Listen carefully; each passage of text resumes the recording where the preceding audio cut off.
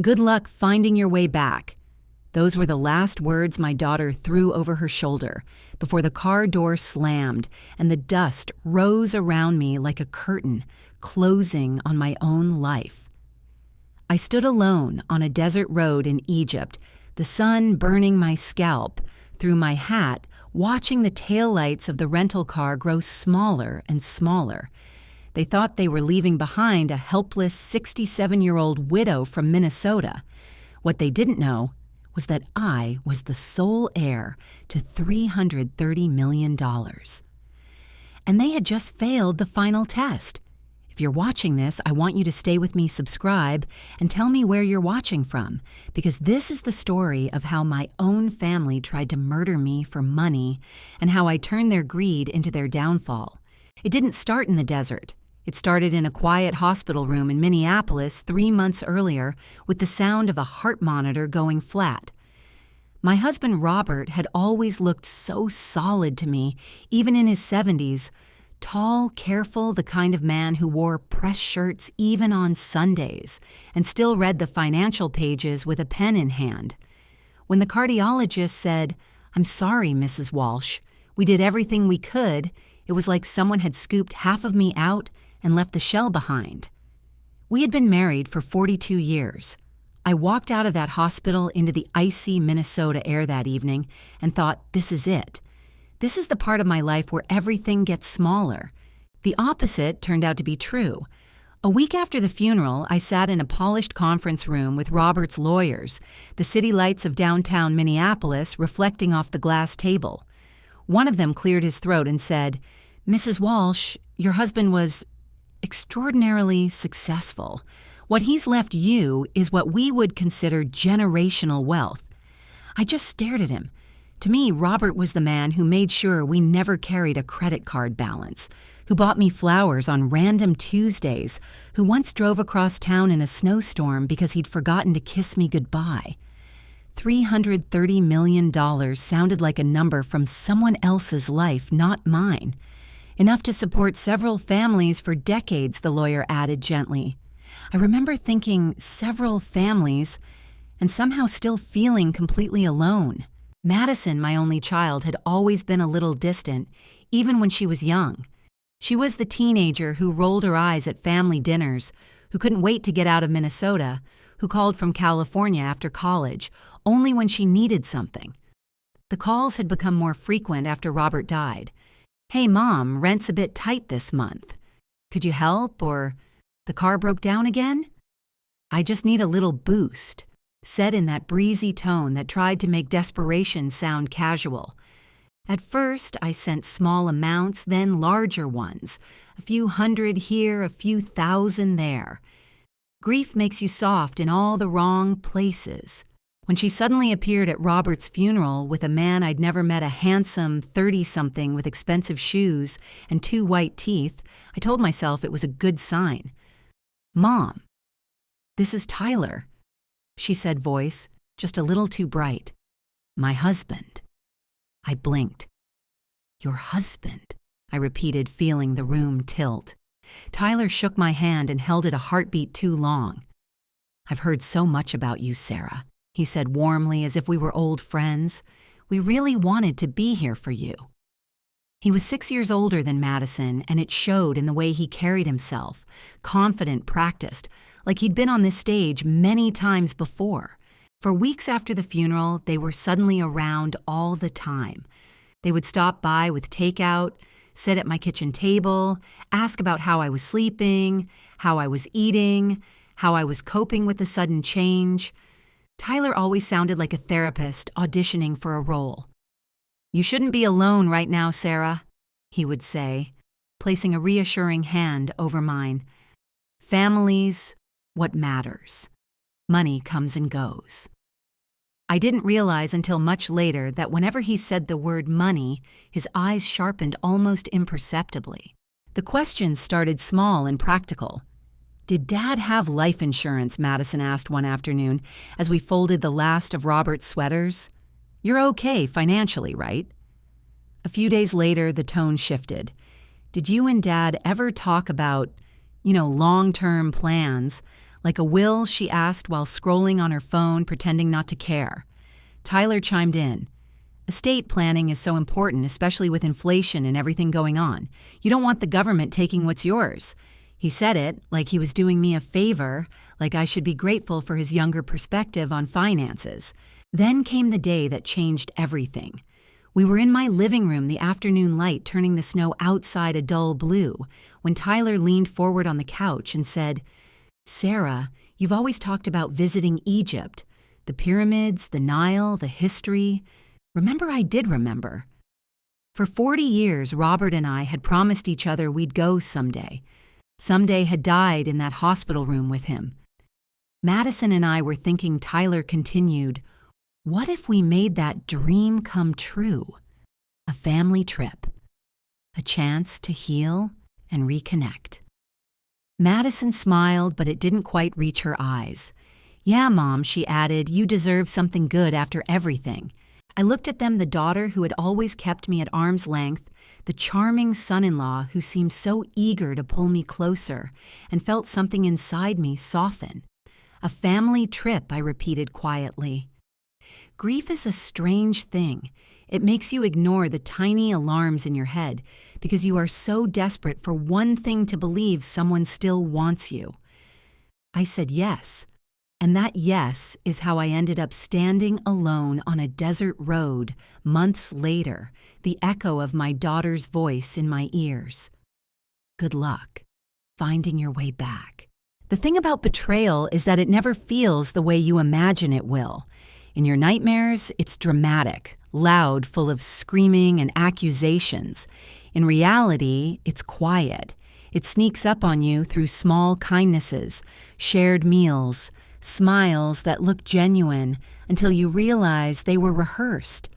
The first days in Egypt were like that, so beautiful, so tender, that I almost forgot to be suspicious. Almost. We landed in Cairo on a warm October evening, the air thick with dust and history. From the window of the taxi, I watched the city lights blur past minarets, silhouetted against a deep indigo sky. Madison sat beside me, scrolling through her phone, while Tyler leaned forward between the seats, cracking jokes with the driver, acting like we were on the world's most wholesome family vacation. "Just wait until you see the pyramids in person, Sarah," he said, glancing back at me with that practiced smile. Photos don't do them justice. For a few days, he was absolutely right. We stood before the Sphinx, the early morning sun turning the sand to gold. We rowed a boat along the Nile, the water catching the light like shards of glass. Tyler insisted on taking endless photos, me and Madison laughing together, me with my hand resting on the ancient stones, me smiling into the glare with my hat pulled low. At the time, I thought he was just sentimental. Later, I realized he needed proof that I had been alive and well when the trip began. On our fourth day, the tone shifted. We were at breakfast in the hotel, the kind of buffet where everything looked slightly too perfect to be real, when Tyler set down his coffee and said, "You know, the real Egypt isn't in the tourist traps. We should get out of the city, see something authentic." He pulled up a map on his phone. "There's this Bedouin village out in the desert. Quiet, beautiful, completely untouched by tourism. We could rent a car, make a day of it."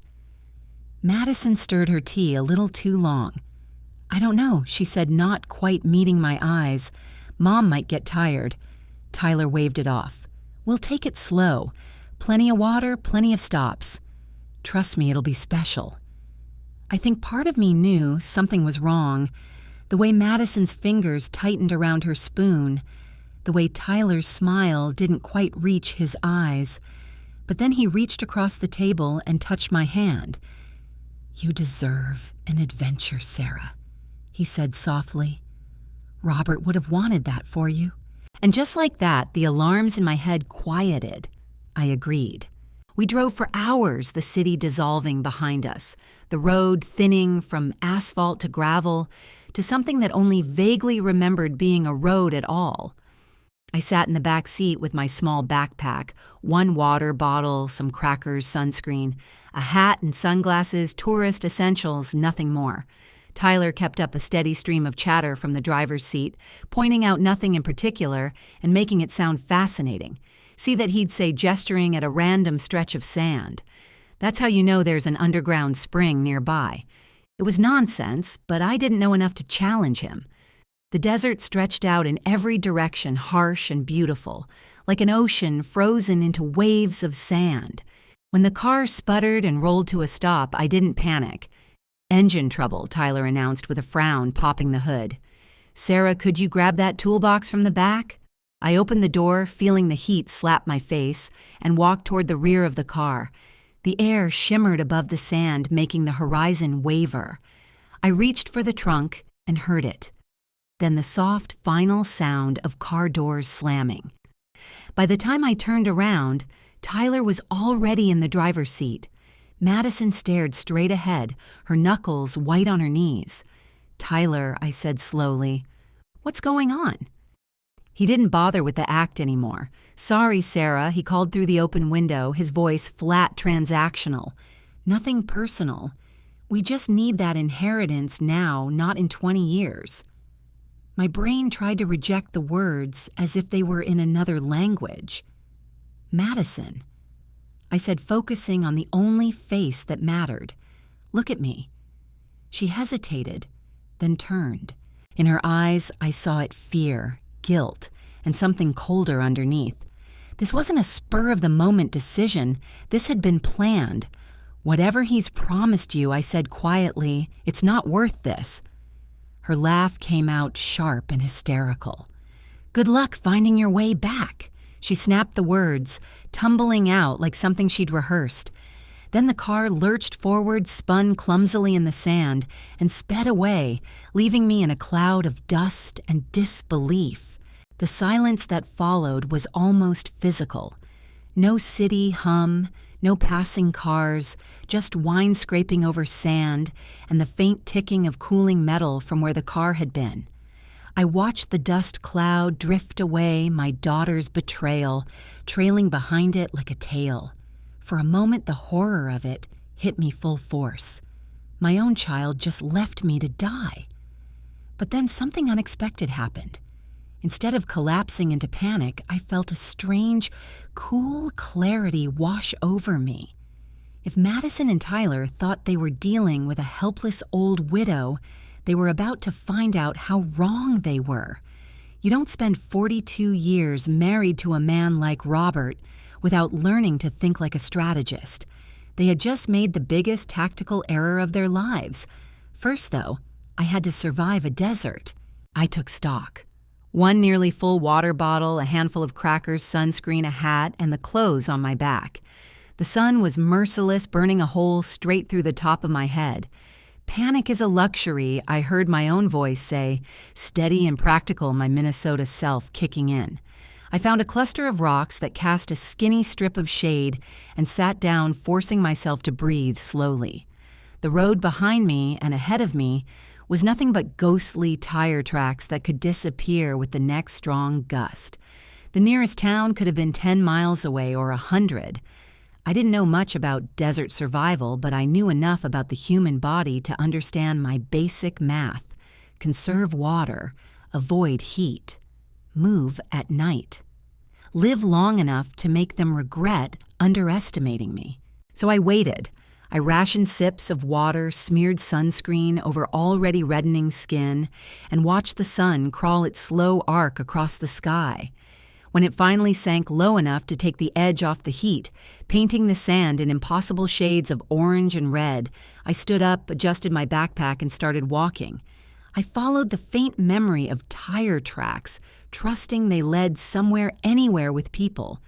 As darkness fell, the desert transformed into another universe.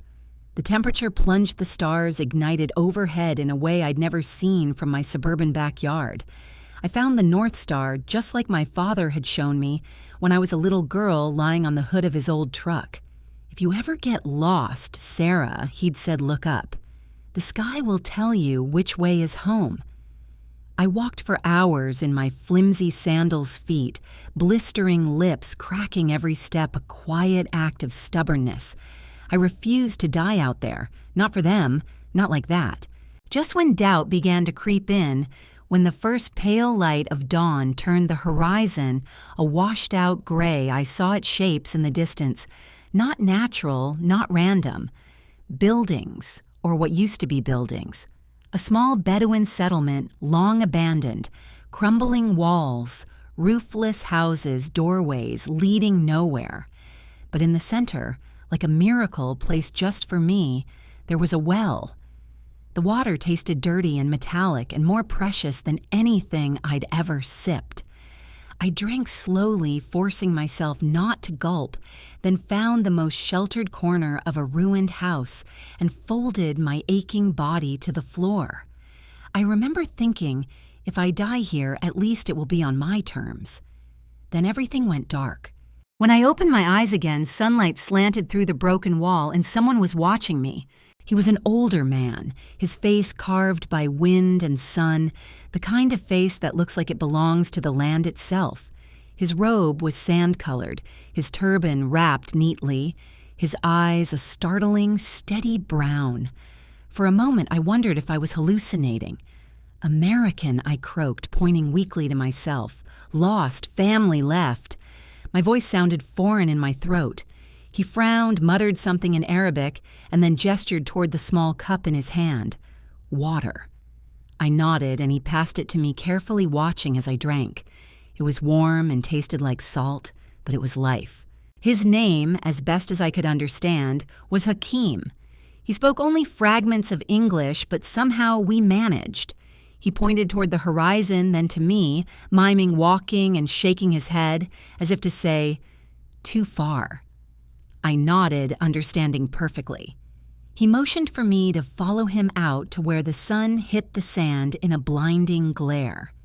He showed me how to stretch a cloth over a pot to catch dew, how to dig shallow trenches for cooler air, how to read faint signs in the dunes that meant people or water might be near.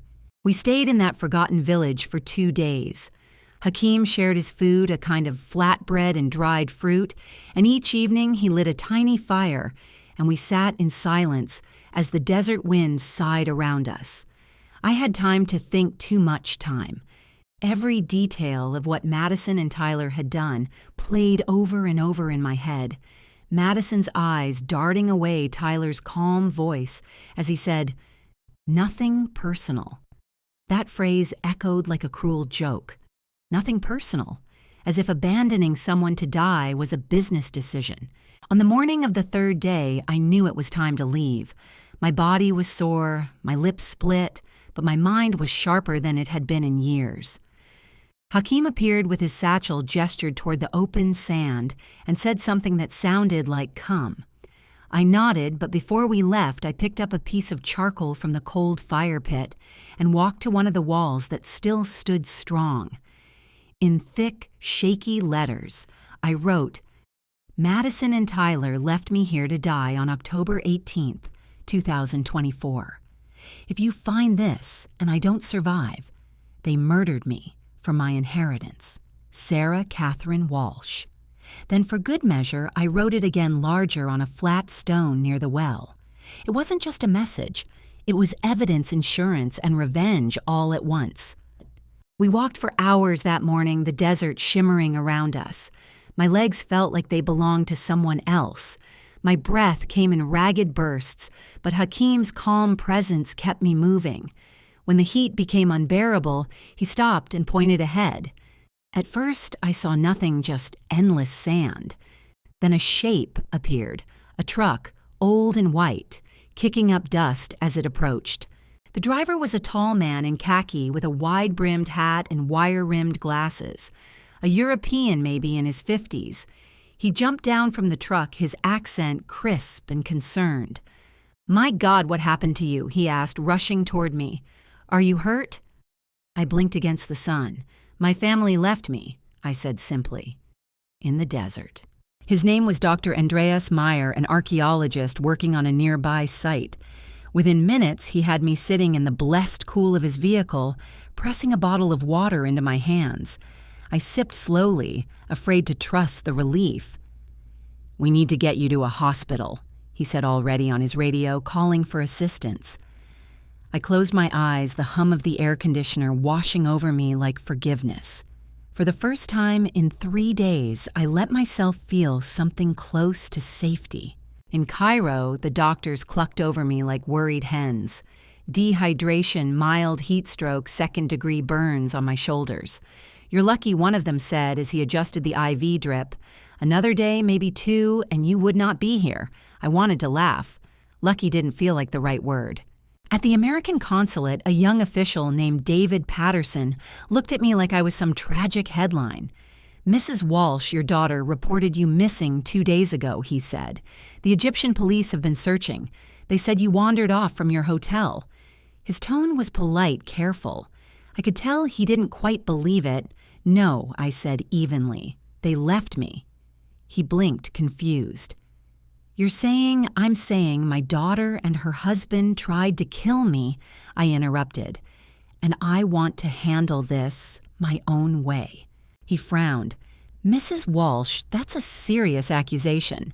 We should notify I appreciate your concern, I said, forcing a small smile. But please trust me. I know what I'm doing. That wasn't a lie. In the quiet of my hospital room that night, I made 3 phone calls. The first was to James Morrison, my attorney in Minneapolis. When he answered and heard my voice, he nearly shouted, Sarah, thank God Madison and Tyler reported you missing James. I cut in. They didn't report me missing. They tried to kill me. Listen carefully. Do not under any circumstances give them access to any of Robert's accounts. Lock everything. There was silence on the other end. My God, Sarah. Are you sure I spent 2 days in the Sahara with a water bottle and a prayer? I'm sure. The second call was to my bank. This is Sarah Walsh, I said. Activate a fraud alert on all accounts immediately. The representative didn't miss a beat. What kind of activity are we expecting Mrs. Walsh? The kind, I replied, where my family tries to steal my inheritance after leaving me for dead. And then came the third call, the one that would set everything in motion. I dialed Madison's number. She answered on the first ring. Hello, she said, her voice trembling. Mom. Hello, sweetheart, I said softly.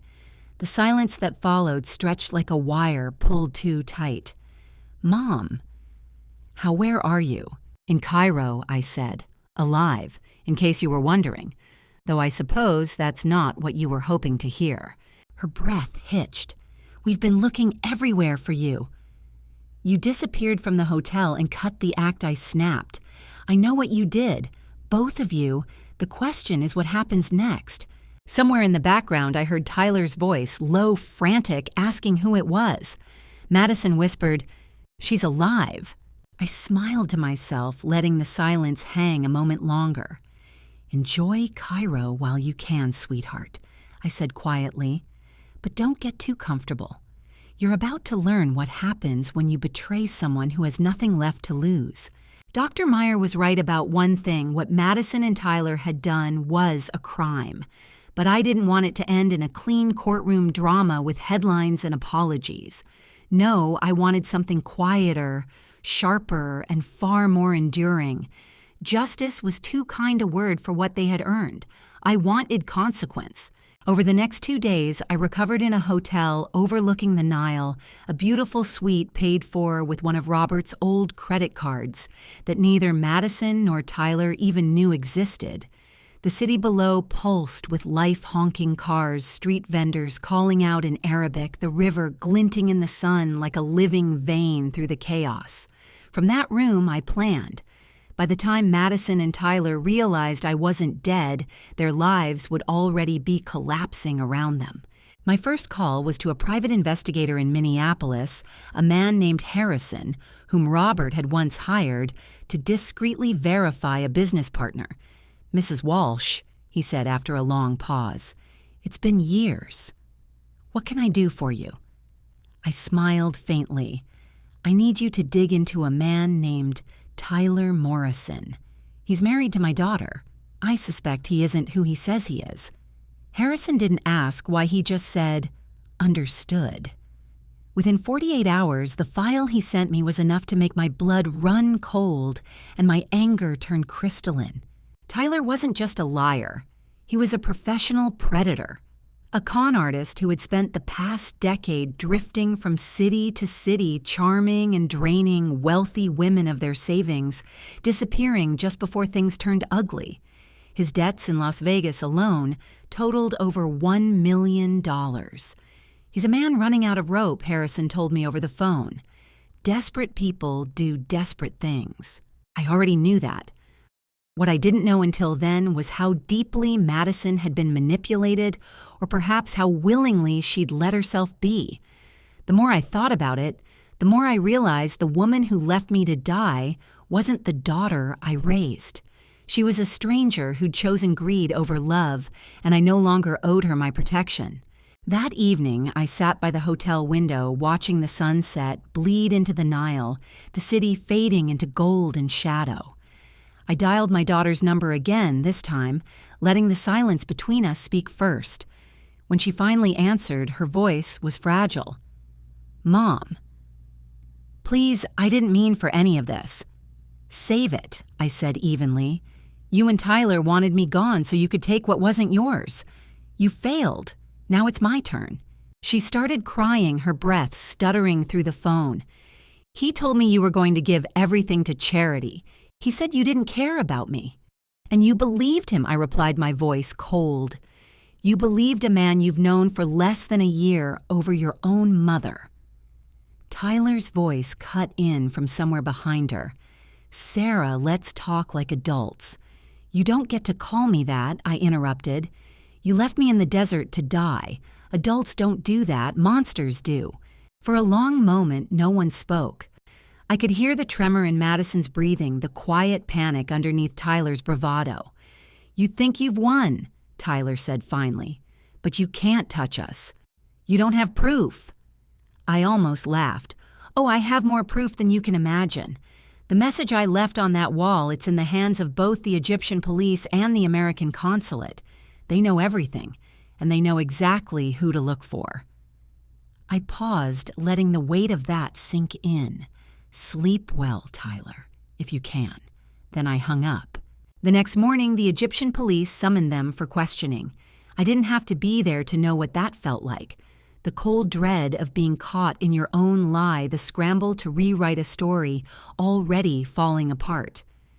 I stayed in the hotel cafe, sipping coffee and watching the street below, while imagining their faces as the officers explained that Mrs. Sarah Walsh, presumed missing, was not only alive, but had written a signed statement about their actions. By 2 a.m., I saw them stumble out of the police station, exhausted and shaken. Tyler's confidence had drained away. Madison looked hollowed out. I watched them from across the street, hidden behind a scarf and sunglasses. The satisfaction that rose inside me wasn't joy. It was something cleaner, steadier, like balance being restored. I gave them an hour to reach their hotel before I knocked on their door. Tyler opened it, and for a heartbeat, he froze.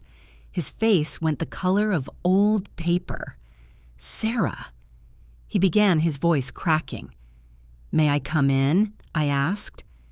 He stepped aside without protest. Madison was sitting on the edge of the bed, her eyes red, her hands shaking. She looked up at me like a child caught stealing candy. "Mom, please," she started. I don't know what we were thinking. Tyler said it would be fine, that you'd be found quickly, that I'd die quietly. I finished for her. "Let's not rewrite history." Tyler tried to speak, but I raised a hand. "Sit down." Something in my tone made him obey. I stood before them, calm, precise. "Here's how this is going to work. Tomorrow morning, you'll go to the American Embassy and tell them exactly what you did. Madison, you'll contact every person you've lied to and tell them the truth. And if either of you thinks about running, know that I've already ensured you can't. Your passports are flagged, your accounts are frozen, and your faces are known." Tyler's jaw tightened. "You can't control everything." I smiled. "Watch me." Then I pulled out my phone and showed them a photo, the charcoal writing on the wall, my signature clear under the message. That I said softly is what premeditated murder looks like in evidence form. It's already with my lawyer and the police. If I disappear again, even for a day, that note becomes public record. Madison started crying again, a raw sound that might have once moved me. "I'm sorry, Mom," she whispered. "We made a mistake." "No," I said quietly. "You made a choice." I turned to the door, pausing just long enough to leave them with a final thought. Tomorrow morning, 9 a.m., sharp. Embassy. Confession. Don't be late. Then I walked out into the cool Cairo night, the city lights flickering on like silent witnesses. For the first time in weeks, I felt peace. Not the fragile peace of forgiveness, but the unshakable calm of a woman who finally knows her own strength. The next morning, I ordered breakfast on the terrace, coffee croissant sunlight spilling across the Nile. Somewhere across Cairo, Madison and Tyler were scrambling to figure out what I'd meant by confession. My phone buzzed twice that morning, first from Madison, then from Tyler. I ignored both. Revenge, I'd learned, didn't always require rage. Sometimes the quietest version was the most powerful. By noon, they were at the embassy exactly as I knew they would be. I didn't need to see it. Harrison, my investigator back in Minneapolis, had already arranged for someone local to confirm it. The report came in simple words. They arrived. They talked. They're terrified. Good. 3 weeks later, I was back home in Minneapolis. Snow dusted the sidewalks again, the house quiet in that hollow way only old houses can be. But I wasn't the same woman who'd left it. Something inside me had been reforged in the desert heat. When people asked how I'd managed to survive, I simply smiled and said, experience. The plan from there was simple. Destroy Tyler first, then Madison. I met with Harrison in his office, the one with dark wood panels and the smell of old leather. "Mrs. Walsh," he said, handing me a thick manila folder. "This is the most comprehensive file I've ever put together. You weren't exaggerating about wanting to end him." I flipped the folder open. Bank statements, photos, legal records, flight bookings, evidence of a lifetime spent conning, seducing, stealing. Tyler Morrison, it turned out, wasn't even Tyler Morrison. He had 3 other identities, one of which had an outstanding warrant in Nevada. His creditors in Las Vegas, Harrison added, are not the forgiving type. They'll be in Minneapolis by Friday. I nodded. Good. Let him sweat first. "And Madison?" he asked. I stared out the window at the gray skyline. The IRS has received a rather interesting report about unreported income under her name. Turns out Tyler's been using her Social Security number for some creative accounting. She'll face federal charges before she even understands what's happening. Harrison smiled faintly. "You're efficient." "I'm thorough," I corrected. Robert used to say planning was the only real insurance against chaos. That evening, I drove to Madison's apartment, the same one I'd helped her lease years ago. She opened the door looking small, frightened, the mascara under her eyes smudged like a child's. "Mom," she whispered, "thank God Tyler's gone insane. He's talking about leaving the country." "And where is he?" I asked evenly. "The airport," she said, voice breaking. He said people were after him. He's terrified. I handed her a folded document, crisp and final. "You should be too." She opened it and gasped. This is a disinheritance notice." "Correct. You'll receive nothing when I die. Not a penny." Her hands shook. "You can't do this. I'm your only child. You stopped being my child when you left me to die in the desert." My phone buzzed a text from Harrison. "Package delivered at gate 42. Customer very unhappy with service." I smiled. That was a notification, I said, watching her confusion. "It means your husband was just arrested." Madison sank onto the couch, the document slipping from her fingers. "How did you—" "Because, sweetheart," I said softly, "I learned from the best. 42 years married to a financial strategist teaches you how to control outcomes." I turned toward the window, watching snow fall on the street below. The irony is, if you'd just been patient, if you'd just been kind, you would have inherited everything someday. But now, there's nothing left for you. Not from me. She was sobbing when I left. Real tears this time. But even then, I felt nothing. Not anger, not satisfaction, just a deep, steady calm. The kind that comes from finally seeing the world as it is, stripped of illusion. 6 months later, the courtroom was full. Tyler sat at the defense table in a cheap suit, his once confident grin gone. Madison sat beside him, pale and trembling. The judge asked if they had anything to say before sentencing. Tyler stood first, his voice low and broken. "Your Honor, I want to apologize to Mrs. Walsh and to all the people I hurt. I know I can't undo what I did, but I'm sorry." The judge turned to me. "Mrs. Walsh, would you like to make a statement?" I rose slowly, the sound of my heels echoing in the hush. 6 months ago, I began my daughter and her husband left me to die in the desert because they wanted my money. They thought they were dealing with a helpless old widow. They were wrong. I paused, unfolding a document and handing it to the clerk. "This is my husband Robert's original will. It disinherits Madison if she ever attempts to harm me or steal from our estate." Madison's head snapped up. "That's impossible. I never saw." "Because we never showed you," I said. Robert hoped it would never be needed, but he understood human nature better than I did. The judge scanned the document and nodded. "This appears valid." "It is," I said. "Even if their plan had succeeded, even if I had died, they would have inherited nothing. The entire estate would have gone to charity. They were willing to commit murder for money they were never going to receive." The silence in the room was absolute. I looked directly at Madison. "You traded your mother's life for an inheritance that never existed. You chose a criminal over your own blood, and now you'll spend the next 3 years remembering that choice." The judge's gavel came down. Tyler, 8 years in federal prison for elder fraud, attempted murder, and multi-state con operations. Madison, 3 years for conspiracy and attempted murder. When they led them away in handcuffs, Madison tried to look at me, but I didn't return her gaze.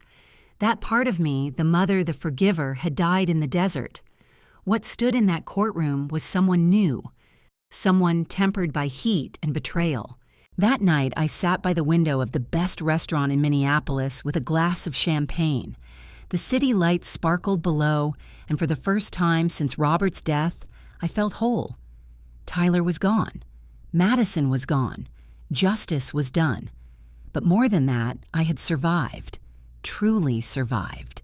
The desert had stripped everything unnecessary from me. Fear, weakness, illusion. What was left was strength, quiet, patient, unyielding. Robert would have been proud. So, if you're still here listening to my story, let me leave you with this. People will show you who they are when they think you have nothing left to offer them. Believe them the first time. If you enjoyed this story, don't forget to like, share, and subscribe. It helps more than you think. And tell me in the comments, what would you have done if you were me? Because sometimes survival isn't about luck. It's about remembering exactly who you are when the world decides to forget.